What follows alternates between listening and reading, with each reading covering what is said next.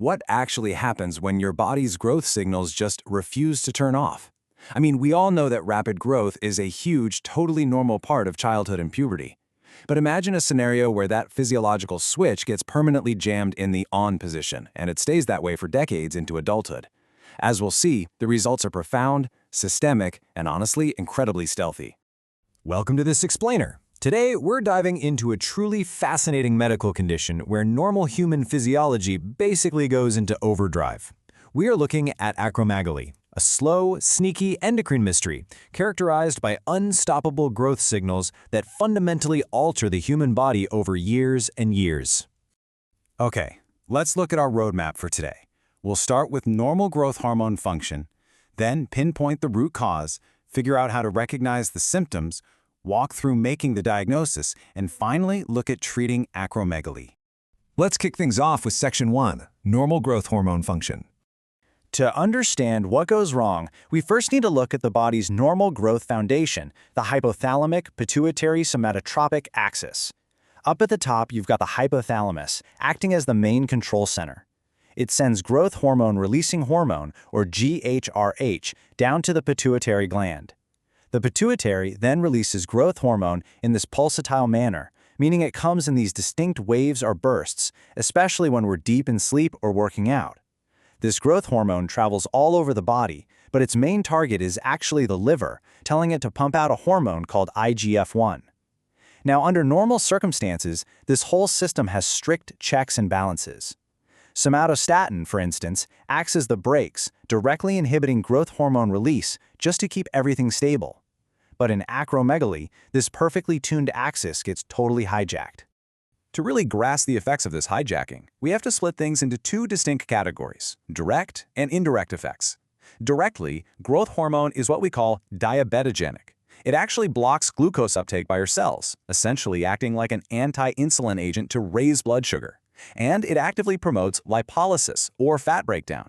But indirectly, growth hormone uses IGF-1, insulin-like growth factor 1, to do the actual heavy lifting of physical growth.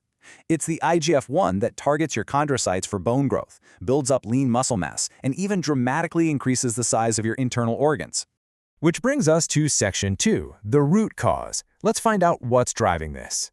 So what exactly is causing this relentless growth? Well, in over 95% of all cases, the culprit is a benign, growth hormone-secreting pituitary adenoma.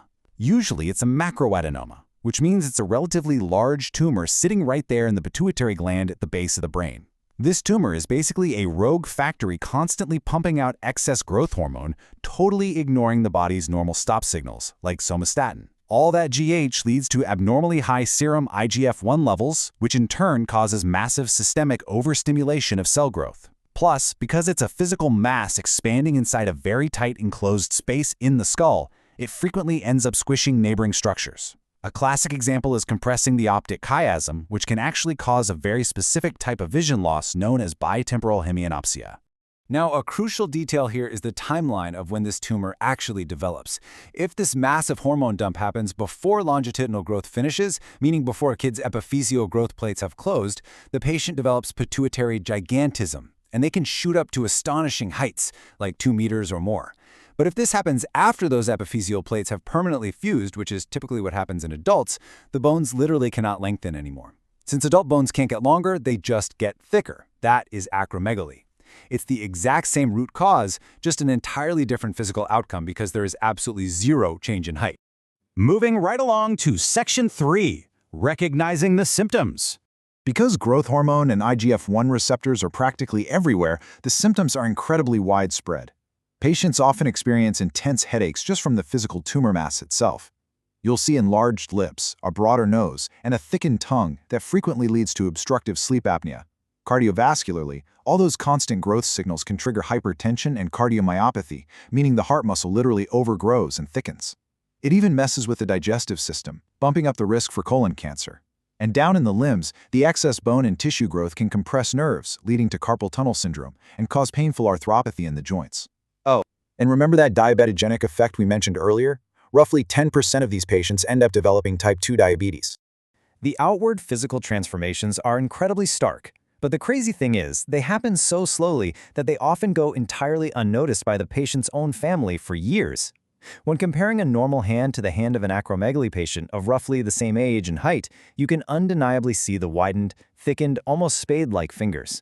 This soft tissue swelling and skeletal thickening also happens in the feet, often causing patients to slowly realize they need much larger shoe sizes or that their wedding rings just won't fit anymore. Patients might also notice a sort of doughy texture to their skin and suffer from excessive sweating, known as hyperhidrosis.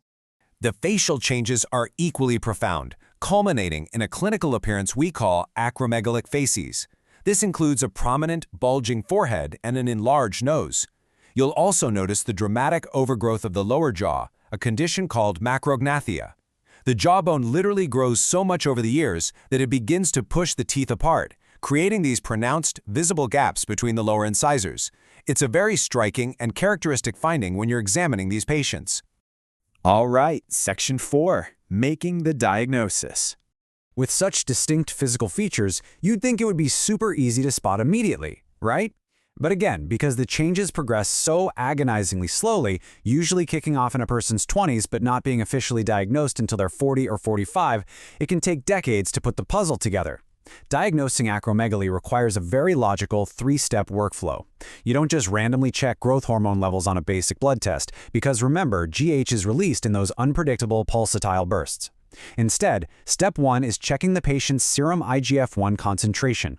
This is your most sensitive screening test because IGF-1 levels stay relatively stable in the blood, reflecting the overall long-term growth hormone activity. If that IGF-1 comes back high, we move to step 2. The oral glucose tolerance test, or OGTT. This is the most specific test to actually confirm the disease. And finally, once the biochemistry proves there's an excess, step 3 is a pituitary MRI to visually locate the exact source of the mass. Following the clinical diagnosis algorithm, it all starts with that clinical suspicion based on those enlarged hands or jaw changes, followed by the serum IGF-1 test. If it's totally normal, boom, acromegaly is excluded. But if it's elevated, you bring in the OGTT. The underlying physiology here is pretty neat. Normally, hitting a person with a massive dose of oral glucose should completely suppress any growth hormone release. So the patient drinks the glucose, and you check their GH levels 2 hours later. If the growth hormone is safely suppressed by the sugar, you're good. But if the GH is not suppressed, meaning the tumor has gone completely rogue and is just recklessly pumping it out regardless of the body's glucose levels, acromegaly is absolutely confirmed. From there, it's straight to the MRI scanner to pinpoint that pituitary mass. Which brings us to our final step, Section 5, Treating Acromegaly. The #1 goal of treatment is to urgently get those hormone levels back down to baseline. The absolute first-line treatment of choice is surgery, specifically a procedure called a transsphenoidal adenomectomy. Now this is pretty wild. Surgeons carefully access and literally pull the tumor out by going right through the nose and the sphenoid sinus. It's a surprising yet highly effective approach to brain surgery. For smaller microadenomas, this can be a total cure, but more often than not, these tumors are large, so the surgery mainly serves to debulk the mass. If surgery doesn't completely do the trick, or the tumor is inoperable, we move to our backups. Second-line treatments include targeted medications, most notably somatostatin analogs. Remember somatostatin? That's the body's natural brake pedal for growth hormone. Giving it as a drug helps shrink the tumor and dial down the hormone output. If that still fails, radiotherapy is the third line of defense. But here is a really crucial clinical note. Even with successful treatment, growth hormone levels drop incredibly slowly, often taking many, many years to finally normalize. And that brings us to a rather provocative final thought. Acromegaly fundamentally alters a person's entire skeletal structure, their facial features, and their internal organs. Yet the progression is so agonizingly slow that it effectively hides in plain sight, completely undiagnosed for decades. It really makes you wonder, how many other subtle signs of endocrine disorders are quietly manifesting right in front of us, disguised simply as the normal wear and tear of aging? Definitely something to think about the next time you notice a small, persistent change in your own body. I want to explicitly thank you all for hanging out with us today and watching this explainer. If you enjoyed this highly visual deep dive, and I hope you loved all the graphics we unpacked today and want to see more content just like this, please enthusiastically hit that subscribe button to join the Mid-Medicine channel. We have so much more fascinating medical science to explore together. Keep learning, and I'll see you in the next one.